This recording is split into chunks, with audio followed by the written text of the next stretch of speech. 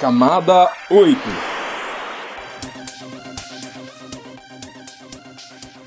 Olá, querido ouvinte, seja bem-vindo a mais um episódio do Camada 8, seu podcast sobre infraestrutura da internet, redes e tecnologia. Eu sou Eduardo Barazal Morales.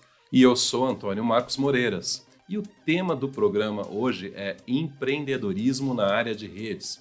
Na verdade, é um novo quadro, o Fluxo Empreendedor.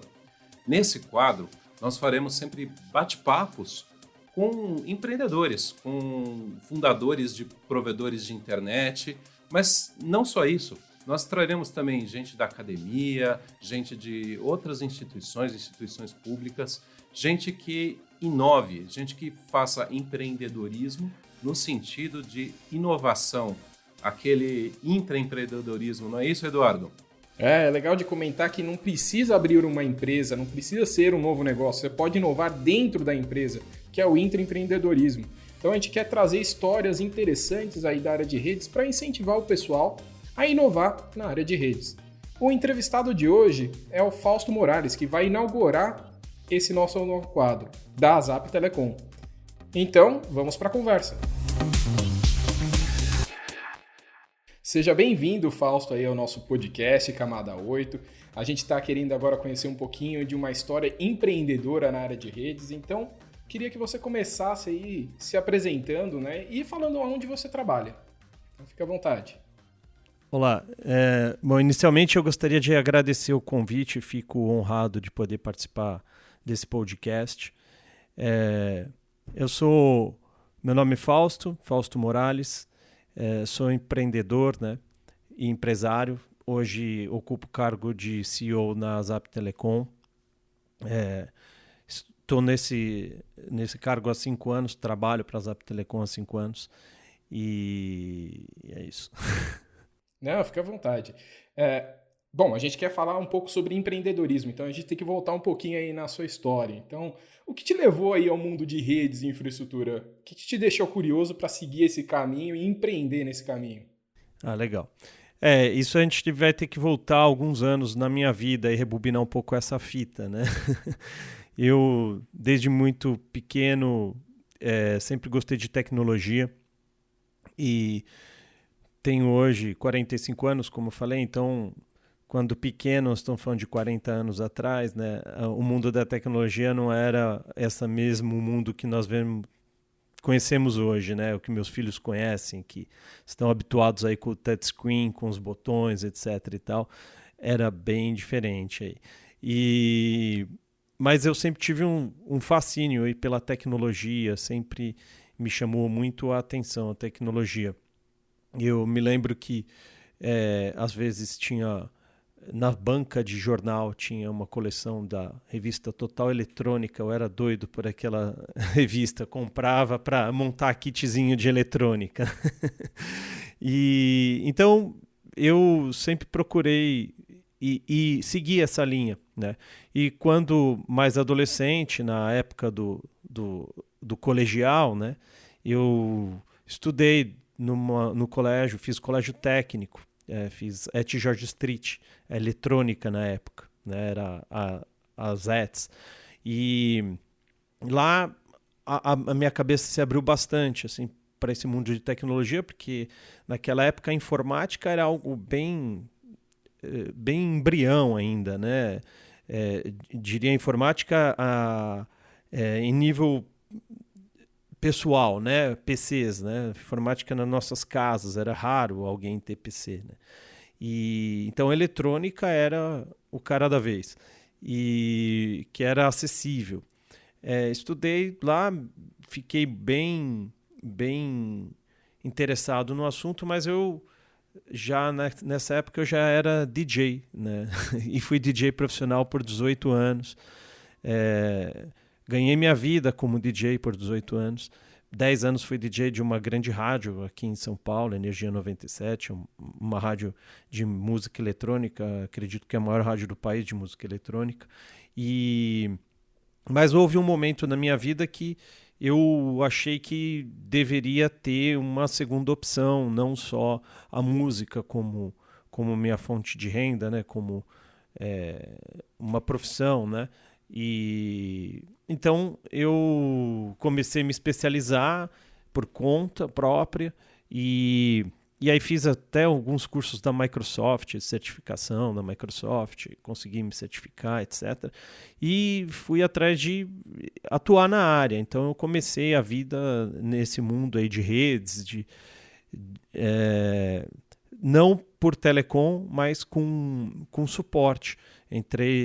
Arrumei um emprego numa empresa que chamava EDS, que hoje foi comprada pela HP, né? Não, mas peraí, deixa eu entender. Você começou como DJ e aí você decidiu ir para o mundo de redes, por quê? Porque você achava que não dava dinheiro? Porque eu vejo aí David Guetta, Alok, todos esses DJs famosos aí, e o cara troca aí por infraestrutura. Não, dizer que não dá dinheiro é mentira, né?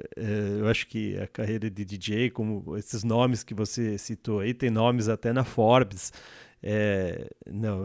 Não é assim. Acho que sei lá, não tinha o talento suficiente que eles tinham. Ou o carisma. Eu acho que a profissão de DJ mudou muito. Ela, na minha época, era mais um cara técnico e depois virou um artista. E talvez eu não tinha o perfil de artista necessário para me desenvolver que nem esses caras, entendeu? Mas não foi dinheiro, não.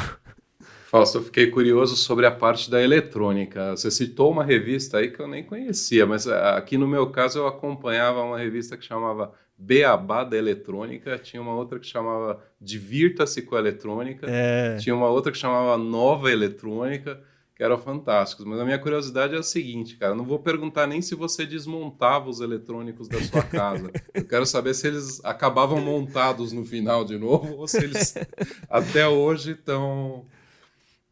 perdidos. Então, eu tenho uma história engraçada disso daí, que eu tinha um carrinho de controle remoto, talvez você deva lembrar, que chamava Stratos. Ele era um carrinho de controle remoto que ele não andava reto, era só para a esquerda ou para a direita, né? E aí eu era fascinado por barco, sempre fui fascinado por barco. Eu desmontei esse carrinho de controle remoto para montar ele num barco, usar o esquerdo e o direito dele para tentar controlar um leme. Até hoje ele está aos pedaços, né? Não conseguia, não tinha toda essa habilidade, não. Muito bem. Você não tentou fazer isso hoje com nenhum Cisco ou Microtik para fazer virar alguma coisa diferente, não, né? Olha, tem um Cisco que gastam tanta energia que dá vontade, viu? Não, mas é uma usina, um pouquinho. Né? Mas voltando ali um pouquinho lá para sua história, tá? Você estava contando ali, a gente acabou te interrompendo.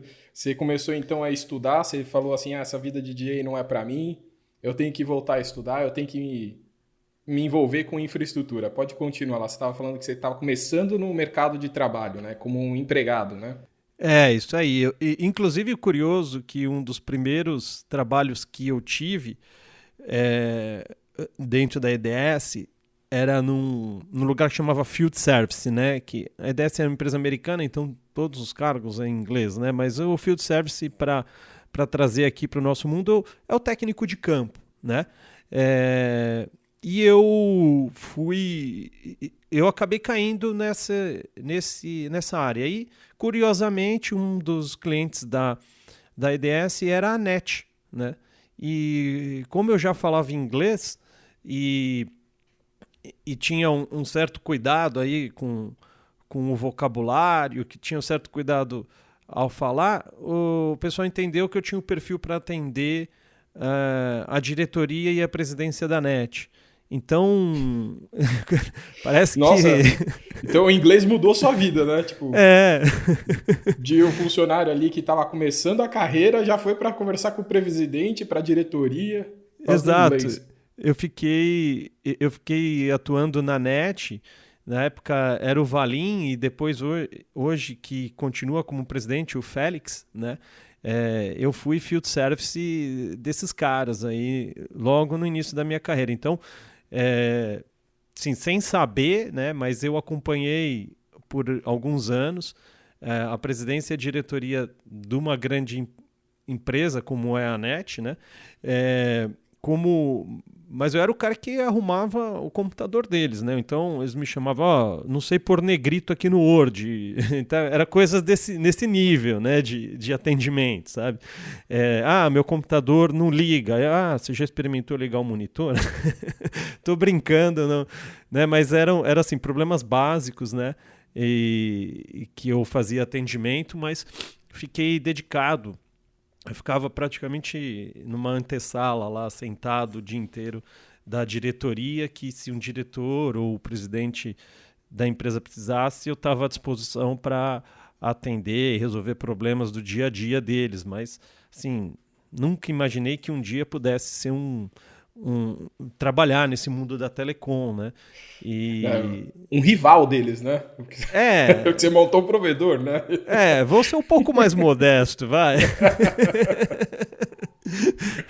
Então, mas aí eu fui evoluindo, né, na carreira e de lá eu fui para uma equipe que era Network Security, que Network Security cuidava de segurança de redes dentro da EDS, ainda era EDS, e aí fui evoluindo, fiquei 13 anos durante o total, né? Participei de um time global de Network Security, que aí nós cuidávamos de firewall, IDS, IPS, prevenção a ataques, de grandes corporações já, e a brincadeira já passou a ficar mais séria, né? Já administrava firewalls, IPS, IDS de grandes empresas como Visa, Vale do Rio Doce, Editora Abril, também a NET, enfim, grandes clientes. E aí o inglês também me ajudou, que eu passei a figurar num time global, né? Então, nós tínhamos um time 24 horas e a cada X tempo uma pessoa em algum país do mundo, né, tinha um atendimento de terceiro nível 24 horas disponível. Mas só para entender um pouquinho, você já era formado nessa época que você estava trabalhando ou você estava estudando ainda? Como que era? Então, eu, na verdade, fui sempre autodidata, né? Mas chegou uma época que eu já participava aí do time de redes, né, da HP, e meu chefe falava assim, olha, o seu cargo formal e a sua instrução formal, elas não se equivalem, né? Você precisa de sempre foi um pré-requisito, era ter universidade. Eu acho que as empresas naquela época, como tinham poucas pessoas que se talvez tivessem dedicação para esse tipo de coisa, ousadia, sei lá o que seria a palavra correta, né? Para essa área de redes, eles eram menos exigentes, porque se eles entendiam que você tinha aptidão para o negócio, conseguia fazer a coisa, mesmo que fosse por ser autodidata, não existia uma cobrança formal com relação à universidade ou outros títulos, né? Então eu acabei conseguindo entrar sem, de fato, ter uma faculdade. Aí, no meio da minha vida profissional, o meu chefe falou assim, acho que você precisa se cuidar e ter uma faculdade. Então, eu fiz a faculdade quando já estava empregado, entendeu? Para mostrar o título para a empresa, né? Mas, de fato, eu já ocupava o cargo, né? Só que a empresa começou a me cobrar um título. Então, a minha faculdade foi feita mais por título, porque era engraçado, às vezes alguns professores até debatiam no mesmo nível que a gente, porque na época o Arley, que é meu sócio, né, também cofundador da Zap, estava comigo nessa jornada toda. Ele esteve comigo, a gente se conhece desde os 15 anos de idade. Desde os 15 anos de idade nós estudamos no mesmo colégio, fizemos a mesma faculdade e tudo mais, entendeu? E agora o Moreiras vai puxar o seu pé. Ele foi professor universitário, você vai falar que ele faz universidade só pelo título? Como fica isso, Moreiras?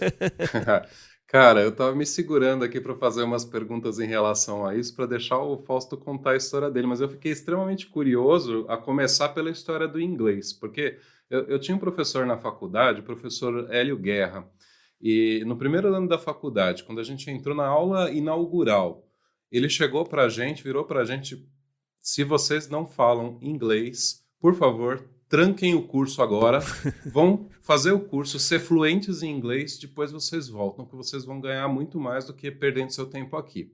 Né? E eu fiquei curioso, primeiro, com essa história que você contou da oportunidade que o inglês te trouxe, e agora que você citou que as empresas, naquela época, era um pouco, tinha menos profissionais, a coisa era menos estruturada, então eles pegavam gente... A gente tem muito ouvinte aqui que está no começo de carreira, no podcast. Qual que é a tua opinião hoje de empresário, de empreendedor? O inglês e uma educação formais são importantes ou não são importantes? O mais importante é a experiência hands-on, a postura, essa capacidade de aprendizado constante. O que você diria? Eu não quero te forçar, não. Eu tenho a minha opinião, mas eu quero ouvir a tua. Eu não posso ir contra a questão da formação universitária, nem títulos, nem nada disso em absoluto. Mas a minha vida disse o contrário, né? A minha experiência de vida. Mas eu diria que os títulos universitários, etc. e tal, eles são muito importantes, eu acho que as pessoas têm que ir atrás disso, mas só isso não basta, né? Porque eu já vi, mesmo trabalhando numa HP, numa EDS, que tinha 300 mil funcionários no mundo, né? Eu já encontrei com muita gente com muito título que no hands-on, na hora de resolver um problema, perdiam para várias outras pessoas que não tinham título, né? Mas aí dizer que porque você não faça faculdade ou não tenha título porque isso não importa, é um mar de diferença. Vamos falar para as pessoas que estão iniciando, né? Eu diria que os títulos abrem portas, né? E o dia a dia, a sua experiência, a prática te mantém lá. Então, é mais fácil você... Eu não te conheço, estou te entrevistando. Você chega cheio de títulos, eu acho que é um ponto de destaque, né? Mas para você se manter, os títulos, pelo menos numa empresa pequena, onde você tem... você não se esconde atrás de processo, você não se esconde atrás de tantas outras pessoas, uma estrutura grande, né? Para você se manter, o título não vai te manter. Então, eu acho que os dois são importantes. Muito bem. E Fausto, aí você estava contando para a gente a tua experiência na HP, e depois da HP você já empreendeu e chegou aí na Zap Telecom ou não? Tem mais coisa aí na tua história? A coisa foi acontecendo devagar, né? Porque acho que a minha história foi baseada em passos muito pé no chão, assim, e eu nunca deixei uma coisa para fazer outra. Que quando eu entrei na HP, eu disse para vocês que era DJ antes, mas por 4 ou 5 anos eu tive as duas ocupações. Eu trabalhava durante o dia na HP e à noite era DJ. De quarta a domingo eu tinha agenda lotada como DJ e ia dormir às 4 horas da manhã, depois no outro dia acordar cedo nunca foi forte, então não vou dizer que acordava cedo. Eu chegava, tinha um horário flexível na HP, então conseguia chegar entre 10 horas da manhã lá na empresa e tocava a vida até mais tarde, né? Então eu sempre fui um cara meio noturno, assim, né? E eu tive essa vida dupla aí por 5 anos. Chegou um momento lá na HP que eu achava que o que eu fazia e o que eu ganhava não estavam legais. Eu não estou reclamando do quanto eu ganhava, pelo contrário, eu achava que eu ganhava mais do que eu produzia. E eu achava que, assim, eu me via numa situação que às vezes uma grande empresa te coloca, né? Você, às vezes, eu estava próximo do... Tecnicamente, eu já estava próximo do topo não diria topo da carreira, mas dentro da minha área, dentro de onde eu estava colocado, eu estava num nível bom. E eu entrei numa zona de conforto, achei um espaço lá, fazia bem a minha função, era bem remunerado pelaquilo, mas eu comecei a acordar todos os dias e ter dificuldade de trabalhar, assim, putz, o que eu estou fazendo aqui, né? Mais uma vez eu tenho que ir para lá. Eu acho que quando isso acontece com uma pessoa, está na hora de ela repensar o que ela está fazendo, né? Então foi isso que começou a me dar o start. E aí eu comecei a discutir com algumas pessoas e tinha gente mais conservadora do que eu, falava assim, mas você vai fazer o quê?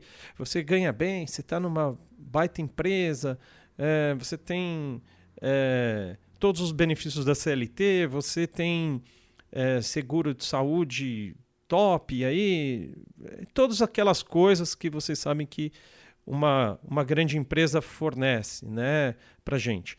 Mas eu falei, legal, mas eu não estou realizado, né? Isso tudo é legal, é bonito, mas eu não estou realizado.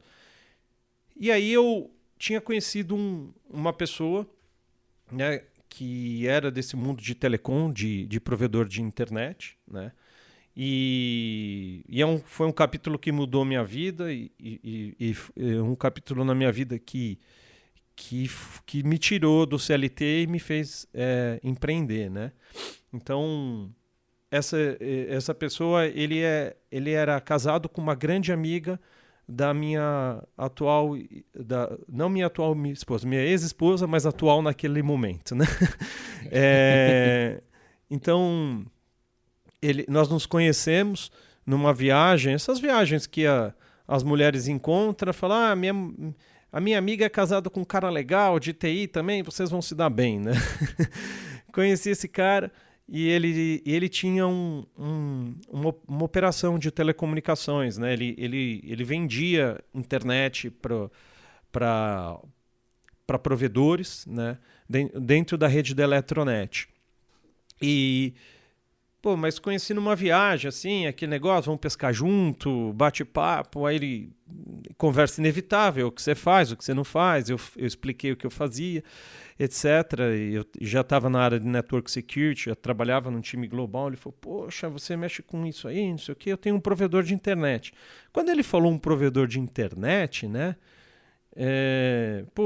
para mim, provedor de internet era sei lá... As grandes operadoras, né? Não, era o UOL, lembra? Com provedor de internet sim. discado, a WIG. Para mim era isso, né? Aí, o cachorrinho, né, do IG, né? Lembra? Era isso, assim, tipo, cara, um provedor de internet, legal, né? O Eduardo não lembra não, Fausto. O Eduardo não é dessa época. Ele pegou a internet para ele, já veio no ADSL. Já veio, ele não usou 16 kbps, né? Não. Achava engraçado que ganhava um monte de CD na rua da UOL para você ganhar internet. American Online também tinha isso, sabe? Então, para mim, isso era provedor de internet, né? E, eu fui descobri um mundo paralelo, assim, que para mim era surreal, porque eu vivia num mundo diferente sob o ponto de vista de redes, né, que eram as empresas para qual eu trabalhava e atuava eram empresas grandes, né, os links na época eram links grandes, eram só links dedicados, etc. Então, em casa eu tinha a DSL, que era a telefônica na época, né? Então, para mim, eu nem imaginava que era provedor de internet como eu conheço ele hoje, né? E aí, essa pessoa foi falando da estrutura dele, etc e tal, e eu falo assim, nossa, esse cara, que conversa maluca desse cara aí, né? E isso acho que foi em 2005, 2006, eu acho, né? Mas aquilo ficou na minha cabeça. E eu lembro que ele falava muito de um negócio que chamava Microtik, né? Já naquela época já tinha isso, né? Já, só que o Microtik, ele era não era o que é hoje, ele era uma placa sem nem carcaça, ele era eu chamava de router board, né? Ele era uma placa de circuito impresso que vinha um software embarcado e ele não vinha essa coisa empacotada que a gente conhece hoje aí, com cara de appliance e tudo mais, né? Ele era simplesmente uma placa circuito impresso, né? Praticamente um protoboard, assim, né? E ele falava desse cara aí, desse microtik, né? Aí você vai vendo. Então, beleza, isso ficou na minha cabeça em 2006 e eu continuei trabalhando na HP, etc. E aí, a Rádio Energia 97, ela precisava de alguém para administrar a rede deles, estavam com muito problema na rede deles, isso muito lá atrás, também acho que meados de 2005, 2006. E falar, eu aí era você lembrou. Não, né, do microtik e fala assim, eu vou botar uma rede de microtik aqui para vocês. Não, pior ainda. Eu era DJ da rádio, eles me convidaram e eu falei, tá bom, eu faço esse negócio aí. Fui lá, instalei, implementei a rede para eles, pus AD, enfim, fiz um negócio. E a rádio começou a fazer vários eventos, eu participava dos eventos e começou a fazer eventos grandes no Sambódromo e precisava distribuir, transmitir esse negócio ao vivo do Sambódromo e dos grandes eventos que eles faziam ao vivo. E queriam fornecer wireless nos eventos, isso bem lá atrás. Aí eu lembrei desse cara aí, desse microtik. Eu falei, putz, tem um cara que eu conheci uma vez que falava do microtik, parece que esse microtik aí aguenta um monte de... Nem sabia o que era, né? Eu falei, pô, parece que aguenta um monte de usuários, etc. Parece que aguenta, né? Falou bem, né? Ou naquela época era melhor? Não, eu vou dizer assim, o Arley aqui, que é o nosso nerd, né, aqui na Zap, eu acho que ele tem uma frase boa a respeito desse mito do microtik. Eu acho que se respeitar os limites do equipamento, ele vai bem sim, né? Tem muito provedor aí de internet que depende 100% do microtik. Eu acho que não dá para querer tirar sangue, apesar de ele se propõe a fazer muita coisa, mas eu acho que não dá para querer tirar sangue de um único equipamento. Mas se respeitar os limites, ele anda bem sim, vai. Não vamos condenar o microtik, né? Então, eu lembrei e fui atrás desse cara, né? Pô, aí, não, tem um cara aqui que trabalha na minha empresa, conhece muito o microtik, enfim, ajudou a gente, eu fiz o evento, fiz com o microtik, e aquilo acendeu uma luz na minha cabeça, e falei assim, putz, comecei a ter contato com esse cara, e ele falou assim, cara, você não quer sair da HP? Isso foi em 2013, 2012, 2013, você não quer sair da HP e vir para cá? Né? Aí que a coisa fica feia, né?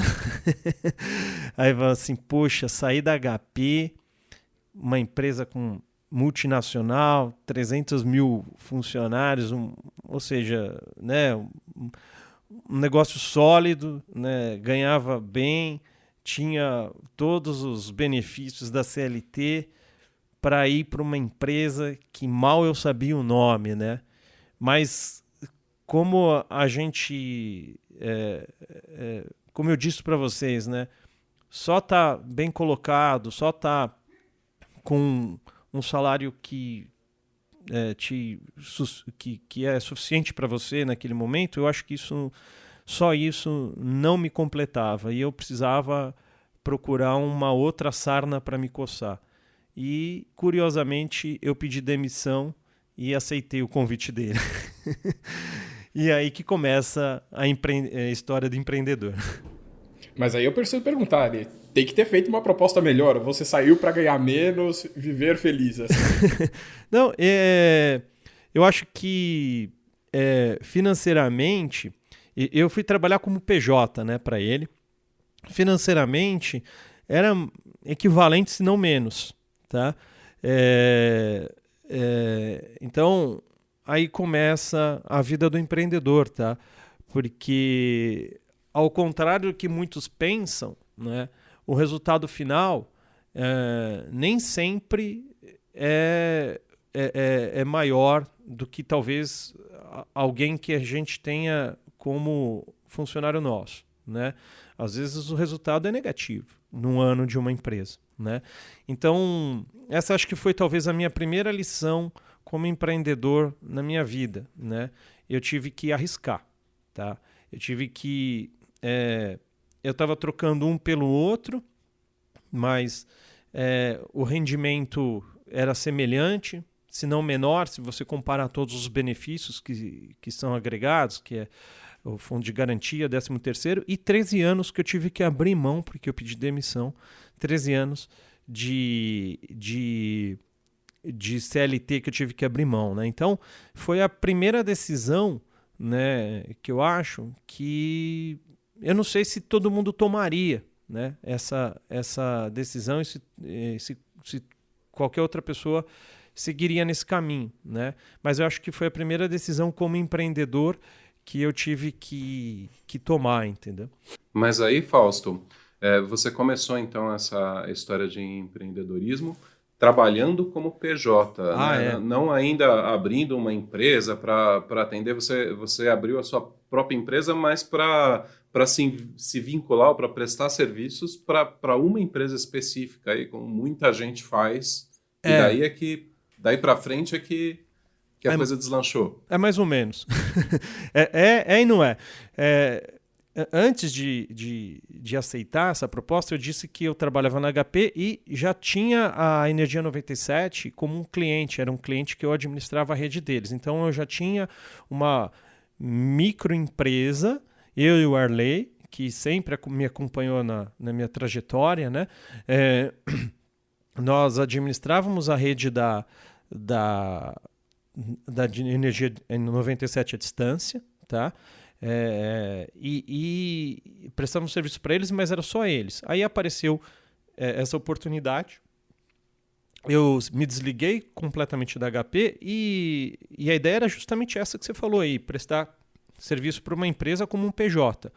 Mas como a pessoa que me convidou, acho que ela entendeu que eu tinha algum diferencial, ele me ofereceu uma oportunidade do quê? De depois que ele tinha um problema sério na empresa dele, que era a estabilidade da rede. Depois que ele prestava serviço para o país inteiro, vários provedores no Brasil inteiro. Mas ele tinha um problema sério acho que ele cresceu muito rápido, cresceu de forma desordenada, então não tinha muito procedimento, enfim, tinha uma série de problemas que ele me pôs a missão de corrigi-los. E a promessa era que depois que eu corrigisse essa operação dele no Brasil, que era, na época, uma operação bem grande, depois que eu corrigisse, eu poderia ser sócio dele num provedor de internet em São Paulo, né? Então, esse foi meu acordo. Então, eu era, de fato, um PJ, prestava serviço, mas já com uma perspectiva de ter um negócio próprio, de começar um negócio próprio, e ainda tinha a segurança da remuneração prestando serviço para ele, entendeu? Não, então foi uma proposta até que boa. Você podia ganhar menos, mas tinha uma perspectiva a longo prazo, né, de ter um provedor, né, ser sócio, né? Exato. De fato, e isso estava na conta, né? Mas era algo que não existia, né? E eu tive que acreditar. E aí, mais para frente, eu vejo que a proposta não foi tão boa assim, não, porque nunca existiu isso, a segunda parte da proposta. E aí que nasce a Zap, né? Então, eu começo a trabalhar com essa pessoa, colocar a casa em ordem, e a empresa saiu, eu posso dizer, eu não vou dizer números, mas eu posso dizer fatores de multiplicação. Ela subiu 10 vezes o faturamento em 1 ano e meio, de quando eu entrei para quando até o final da operação onde eu acompanhei, né? Não só meu mérito, mas parte meu mérito, parte mérito da área comercial.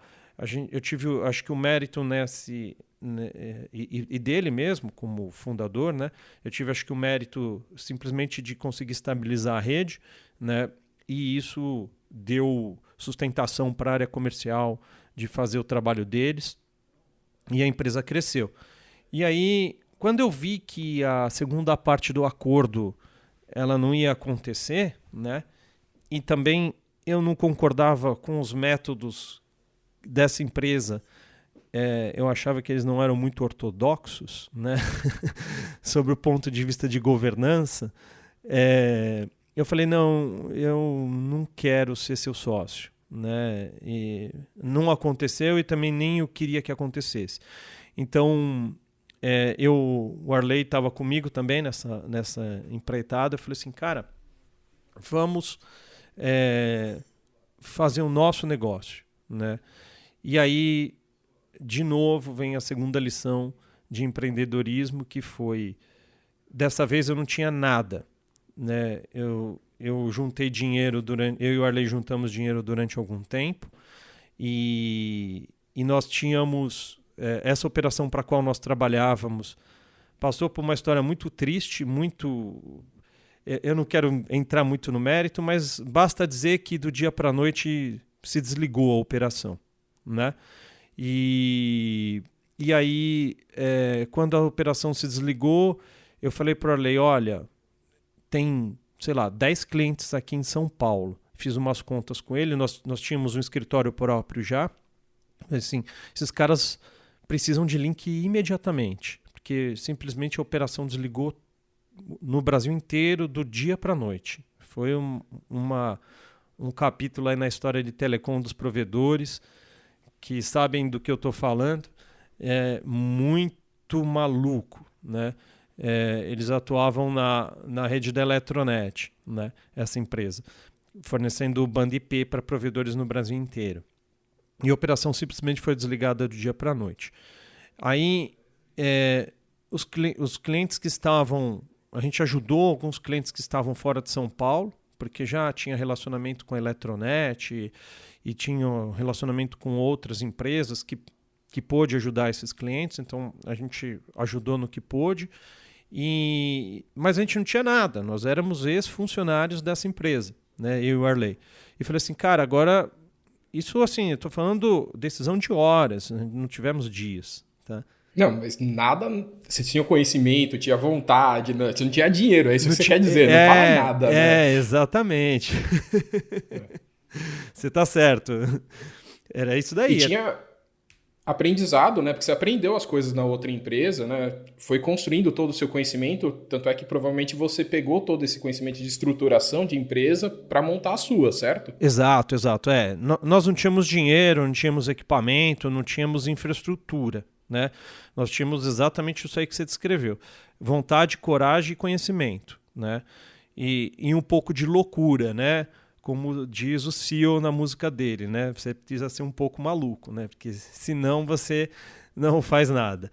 Então nós tínhamos um pouco de loucura, né? E vontade e coragem, né? Não, mas é legal de você comentar aí de que você estava numa zona de conforto, aí você mudou para essa outra empresa aí que é provedor, aí você viu que tinha promessas que não foram cumpridas, né? E aí você falou assim, bom, agora tem que ir para fora, né?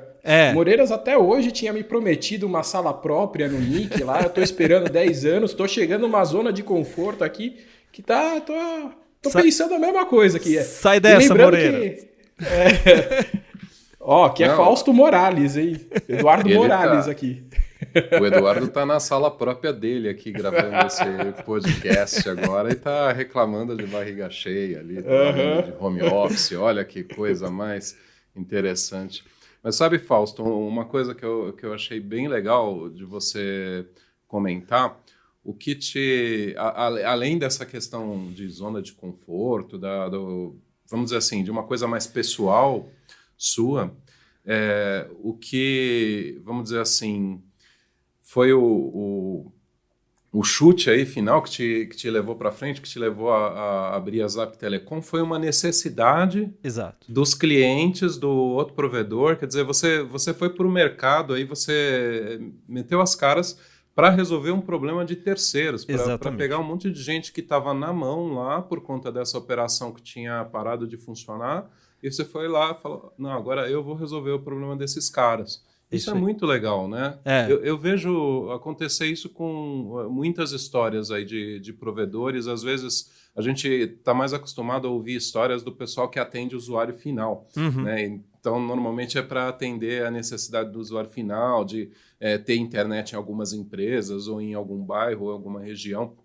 Mas a tua história não, a tua história você trabalha numa área mais de infraestrutura, você atende até hoje provedores, né? Exato. Mas também foi para atender uma necessidade desses caras que estavam sem fornecimento, né? Isso é muito interessante. A gente lembrar que foi oportunidade, né? Porque nós estamos falando em 2015, mais ou menos, quando a Zap foi fundada, era uma época que se pagava, o provedor, 1 giga era uma banda muito alta, né? E se pagava, sei lá, em 100 megas, eu acho, algo R$30 o mega, R$40 o mega, né? Aqui em São Paulo. E poucas empresas queriam vender, né?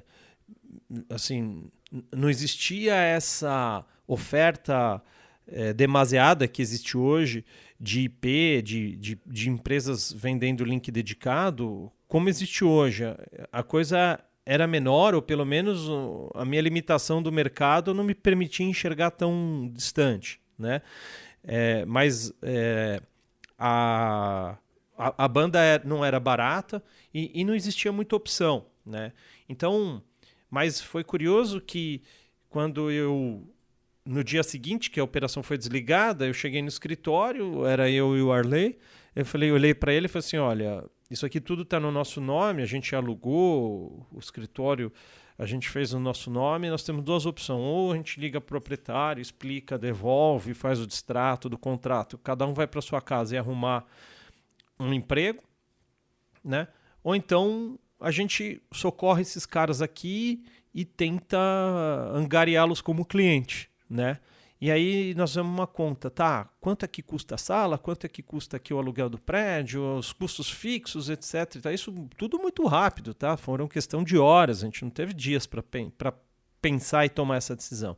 Porque os caras estavam sem internet, provedor de internet sem link, tá? Vai custar tanto. Ah, legal, nós temos quanto de possíveis clientes? Ah, tinham 12 possíveis clientes, eu lembro.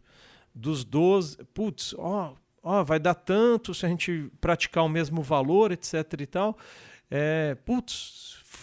Paga as contas e ainda sobra uma grana. Beleza, ainda paga o nosso atual salário. Show de bola. Super, super fácil, super confortável, né? Legal. Só que não, nós ajudamos todos eles e de todos, um único que dos 12, né, que estava prometido a ser nosso cliente, um único cumpriu e passou a ser o primeiro cliente da Zap. Apesar de ser um cara super correto, e é nosso cliente até hoje, me orgulho, a PristonNet, um provedor aí que sem ele talvez nós não existíssemos, porque foi o primeiro cara que depositou confiança na gente. Nós temos o nosso cliente número 1 ainda na carteira. Confiança e dinheiro na conta, né? Agora eu fico até com uma dúvida. Foi nesse momento aí de crise que veio o nome, né? A Zap, né? De as soon as possible, né? Isso eu sempre fui ruim para nome, né? Então, eu falei para ela, e aí? A gente precisa dar nome para essa empresa aí que nós vamos criar, né? Aí ficou pensando, e nós usávamos muito esse termo no time global, né? Para quando você precisa isso? A Zap, né? E aí, e aquele nome que a gente usa pra caramba, que é tudo para ontem, porque a nossa tomada de decisão e o nosso tudo foi para ontem, né? Então foi daí. Ele falou, o que você acha? Aí o Arley que sugeriu, falou assim, o que você acha aí de a gente chamar de ASAP? Eu falei, legal, bora pôr o ASAP. E aí fizemos o ASAP. E aí a Zap teve seu primeiro cliente, que era a PristonNet, só que a conta não fechava, porque nós tínhamos um cliente e esse cliente significava, acho que menos de 1/3 ou 1/4 do nosso custo total, tá? E Aí eu falei, putz, Arley, só conseguimos um cliente. E agora, né, meu? É 1/4 do nosso custo total. E falou assim, eu tenho uma reserva de dinheiro, né? Eu falei, eu também tenho. Quanto tempo você vive sem ganhar salário? Eu consigo ficar 1 ano sem salário. Eu falei, eu também consigo. Então, bora lá, apertar os cintos e vamos... E além de ficar sem o salário, a gente tinha que pôr a diferença desse 1/4 de valor de volta na empresa para pagar aluguel e o link que nós contratamos e os custos fixos da empresa, né? Não tinha ninguém além de eu e do Arley, né? E aí tinha que fazer isso, né? Beleza, vamos meter as caras, né? E aí falei assim, putz, na época a gente teve bastante intimidade com rádio, né? Que a fibra ela não era tão acessível assim, né? Já tinha muita fibra na rua, mas ainda custava caro a fibra, né? Então, assim, e nós, por sorte, também, quando fizemos o nosso contrato de aluguel, tinha incluído o topo do edifício. Então, nós tínhamos um ponto de partida, né? Que nós tínhamos uma torre em cima do edifício que podia fazer colocation de rádio, né? E começar uma rede de rádio a partir dessa torre e desse escritório, né? E foi o que nós fizemos. Então, esse cliente ficou com a gente, pôs lá o seu rádio e tirava o seu link do nosso escritório. E nós começamos a correr atrás de clientes, né? Então, foi engraçado que eu era o cara que vendia e que instalava, né? E era o CEO. Então, teve um caso engraçado.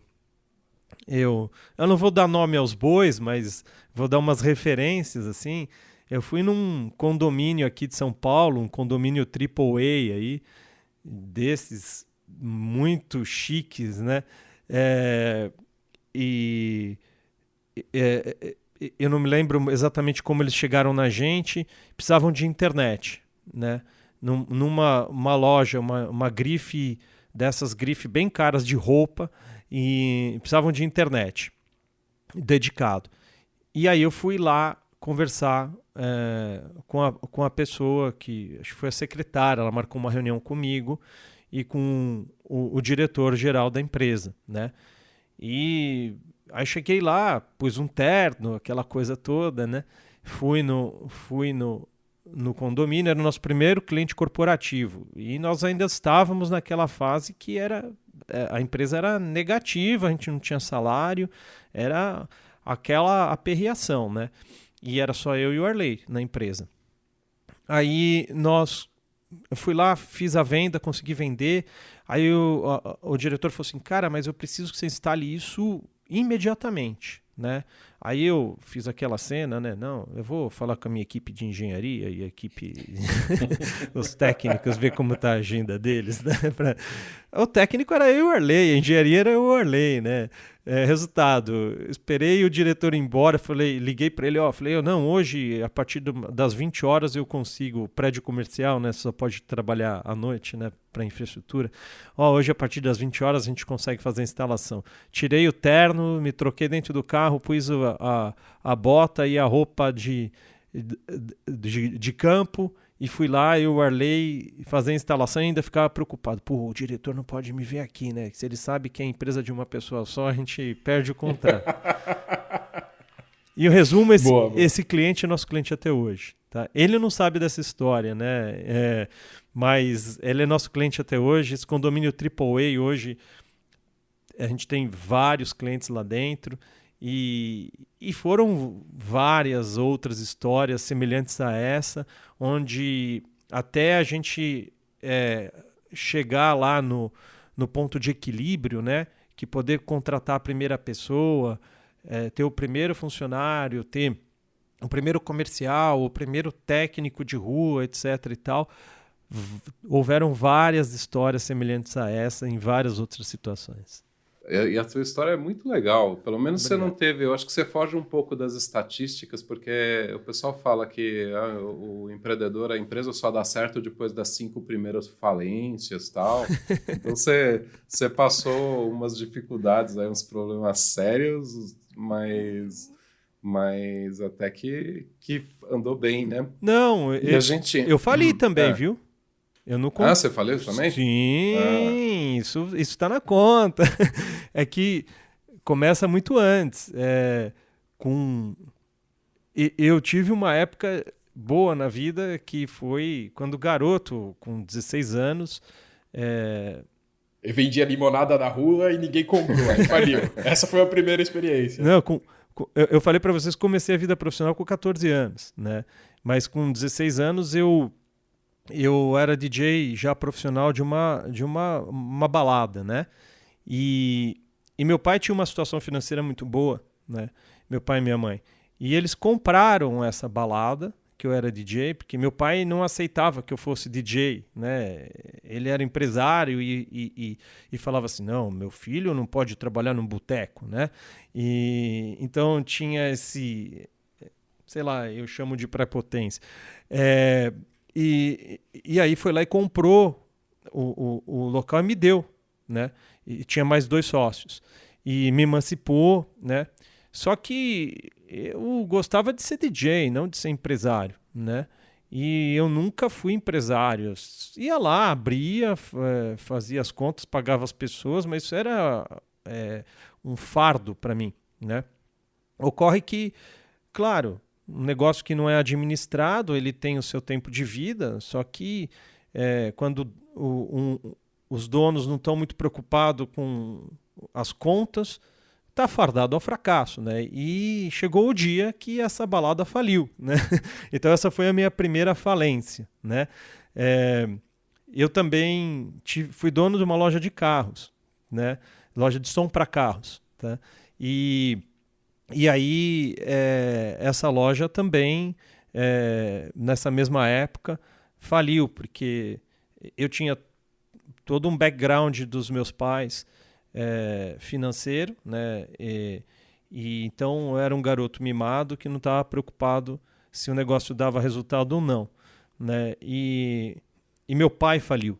Aí o background foi embora, né? A família ficou zerada. E eu também.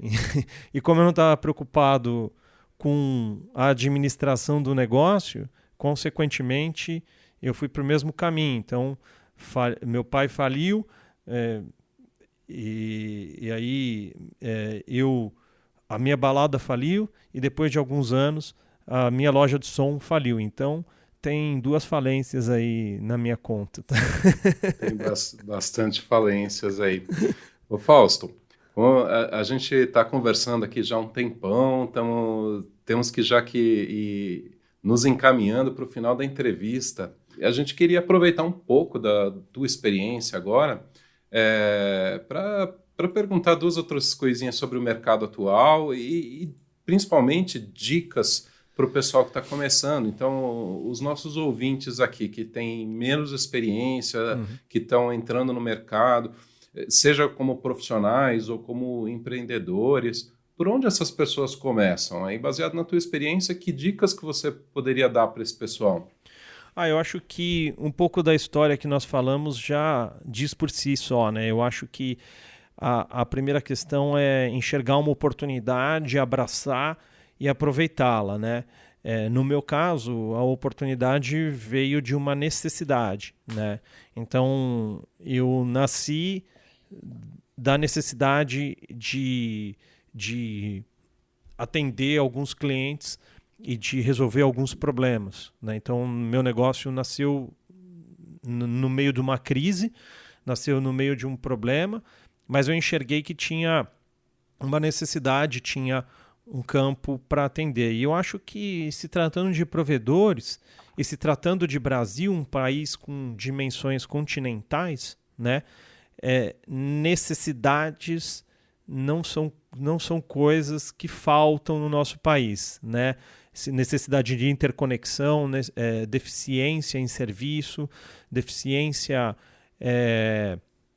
em infraestrutura de uma forma geral. Então, eu acho que o nosso país, acho que é exemplo, deve ser case mundial, né? Se eu não estou enganado, nós temos 20 mil SCMs no Brasil, se não tem mais, né? Então, pelo menos eu não conheço outro país no mundo que tenha essa quantidade de empresas de telecom outorgadas, né, licenciadas para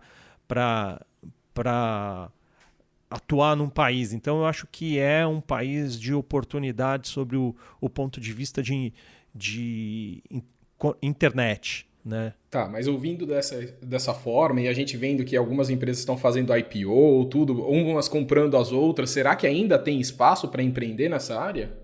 Eu acredito que tem muito espaço, viu, Eduardo?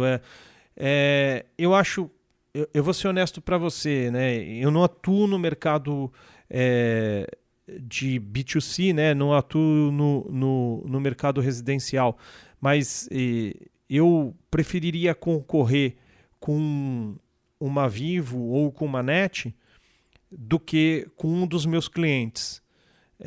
E te explico por quê. Porque os meus clientes, eles têm foco total no seu usuário, eles têm atenção total, eles às vezes conhecem as pessoas pelos nomes, eles têm um atendimento personalizado, têm um calor humano, têm dedicação ao seu cliente, eles conhecem muito bem o seu cliente. E uma dessas grandes não tem isso. É praticamente humanamente possível uma empresa com, sei lá, eu diria que acima de 100 mil usuários ter esse mesmo foco que eu vejo os meus clientes dando para os usuários deles, né? Então, é muito mais fácil de você concorrer, de você se dar bem de frente com um grandão desses, né, versus você ter um pequeno com atendimento personalizado, um atendimento exclusivo. Então, eu acho que tem espaço sim, e que o espaço não é pequeno, é bem grande. Fausto, jogo rápido aqui. IPv6 vai para frente ou não? Não tem como não ir, né? Assim, a gente aposta todas as fichas aqui. Hoje nós temos tudo configurado para IPv6 e eu acho que não tem como não ir. Quem não apostar nisso tá indo na contramão. Ainda bem que ele respondeu isso, senão a gente ia editar e ia cortar, né, Moreira? Você fazer o quê? Com certeza. Não tem como. Os números mostram, né? Pô, não tem IP para todo mundo, acabou. O ouvinte, inclusive, não vai saber qual é a versão dessa resposta, né, Eduardo? Pode ter sido já a 12ª resposta que ele deu até chegar, até falar o que a gente queria ouvir. Não, eu garanto que é a primeira mesmo. Fausto, e o 5G vai acabar com o mercado de Fiber to the Home? Eu sei que não é bem o mercado em que você atua. Vai ter impacto no mercado em que você atua, de backhaul, Como que vai ser isso daí? Pois não é o mercado que eu atuo diretamente, mas indiretamente eu me preocupo com ele, porque se o mercado FTTH acabar, parte da minha receita acaba, né? A nossa receita é composta não só de atender provedores, atender o mercado corporativo, hoje nós também estamos com data center, né? E então, mais parte significante do meu mercado indiretamente é sustentado pelo FTTH, né? Então, nós nos preocupamos com isso. Eu acredito que não, eu não acredito que vai acabar, porque assim como várias outras tecnologias vieram e vieram com esse mesmo fantasma, né? Eu acho que ele vai ter que ser repensado, ele vai ter que ser remodelado, ele vai tirar da zona de conforto, acredito que sim.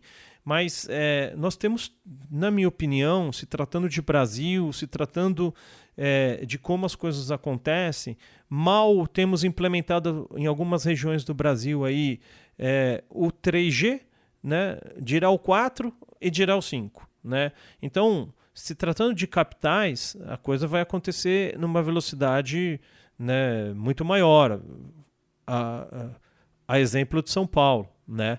Mas o 5G ele vem também com a proposta de mais herbes, mais antenas, etc. e tal. E essas herbes, essas antenas, elas precisam estar conectadas e conectadas via fibra ótica. Então, nasce um novo mercado, né? Porque apesar das grandes operadoras terem muita rede, eles não têm 100% de rede em todos os lugares que atuam ou que vão precisar dessas novas herbes. Então, no mínimo, uma prestação de serviço como backbone para herbes, para esse tipo de coisa, vai aparecer. E se não, outros tantos serviços. Foi uma conversa aqui bastante longa, mas eu acho que a gente aprendeu pra caramba aqui. Eu acho que valeu a leitura de uma dúzia de livros de desenvolvimento pessoal, de empreendedorismo aí pra gente. Foi muito legal. E eu gostaria de te convidar para fazer os comentários finais, dar o recado que você quiser para os nossos ouvintes, para a gente já ir aqui se encaminhando para o encerramento. Muito obrigado aí, eu fico satisfeito de ter acrescentado algo, e eu acho assim que os comentários finais para empreendedorismo, é o que a gente praticamente falou a entrevista toda. Tenha fé, acredite em você, né? Se o seu interior em algum momento da sua vida estiver te dizendo que você não está fazendo a coisa certa, pensa, escute a si próprio e mude a sua vida para o que o seu íntimo está te apontando.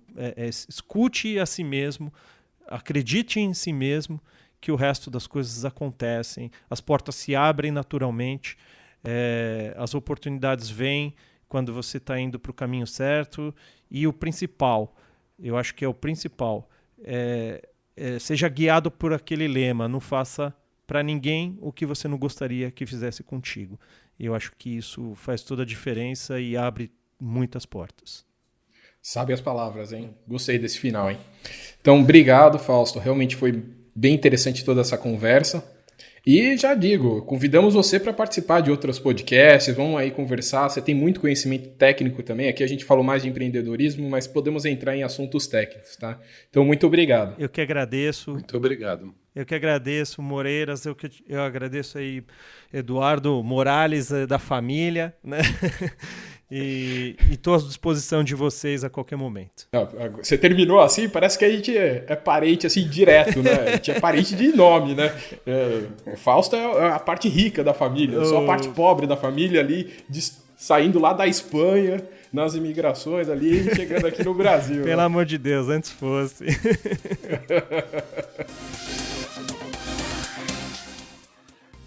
Bom, pessoal, a conversa foi muito boa, aprendemos muitas coisas novas aí sobre empreendedorismo e eu quero ir para os nossos últimos avisos do episódio.